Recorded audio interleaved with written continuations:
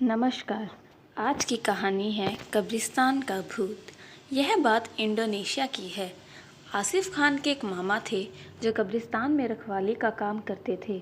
वह कब्रिस्तान में रखवाली करने के साथ साथ वहां पर कब्र भी खोदा करते थे। एक दिन आसिफ खान के मामा ने रात के समय आसिफ खान के घर का दरवाज़ा खटखटाया। आसिफ खान ने दरवाज़ा खोला तो देखा उनके मामा बहुत डरे हुए थे और कांप रहे थे। आसिफ खान ने जब डरने का कारण पूछा तो उन्होंने सारी बात सुबह बताने की बात कही और कंबल लेकर सो गए। सुबह होने पर उन्होंने बताया कि पिछली शाम को जब वह कब्रिस्तान में एक कब्र खोद रहे थे तो पास की कब्र के ज़मीन के नीचे से बड़ी ही अजीब आवाज़ आने लगी, जैसे कोई कुछ खा रहा हो। और कुछ समय बाद उस जगह की मिट्टी अपने आप ही ज़मीन में धंसने लगी।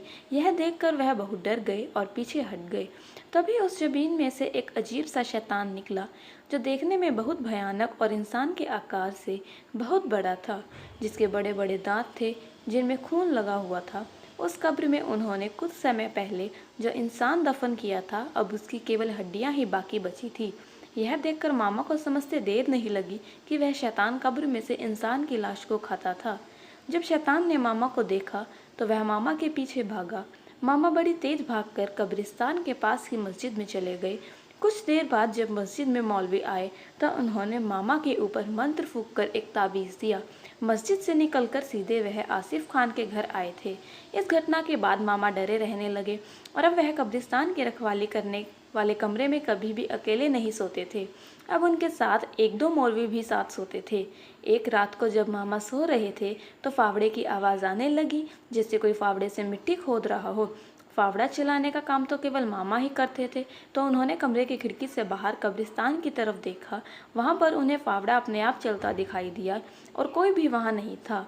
यह देखकर मामा बहुत हैरान हो गए और जोर से चिल्लाए, कौन है वहाँ? जब तक कमरे में सोए दो मौलवी भी जाग चुके थे।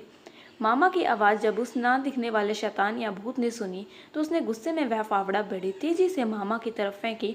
वह फावड़ा खिड़की को तोड़ता हुआ कमरे में घुस गया। इसमें सब बहुत डर गए। अब वह शैतान कमरे के दरवाजे पर ही आ गया और बड़ी जोर जोर से मारने लगा।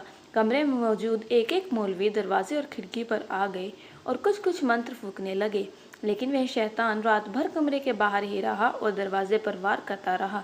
जैसे ही सुबह हुई वह शैतान चला गया। यह सब बात उन्होंने मस्जिद के सबसे बड़े मौलवी को बताई। उसे बड़े मौलवी ने कहा कि मुझे इसका इलाज पता है, आज रात मैं तुम्हारे साथ सोऊंगा। अगली रात को जब वे सब डरे हुए सो रहे थे तभी आधी रात को फिर फावड़ा चलाने की आवाज़ आने लगी। अब की बार बड़े मौलवी ने कहा, मुझे इसको देखने दो। वह दरवाज़ा खोलकर मंत्र पढ़ते हुए फावड़े की तरफ चले गए। मौलवी ने उस फावड़े को बड़ी तेज़ी से हवा में घुमा दिया, जिससे बहुत ही दर्दनाक आवाज़ आई, जैसे फावड़े में किसी के सीने में वार किया हो। मौलवी ने इसके बाद इशारे में सबको वहां आने को कहा। उन्होंने मामा को एक बड़ा खड्डा खोदने को कहा। उन्होंने बताया कि वह शैतान जो दिखाई नहीं दे रहा अब वह मर चुका है और फावड़ा उसके सीने में लगा है। इसके बाद उस शैतान को बड़े मौलवी के कहे अनुसार फावड़े के साथ ही दफना दिया गया। इस घटना के बाद यह बात चारों तरफ आग की फैल गई और कब्रिस्तान को बंद कर दिया गया। धन्यवाद।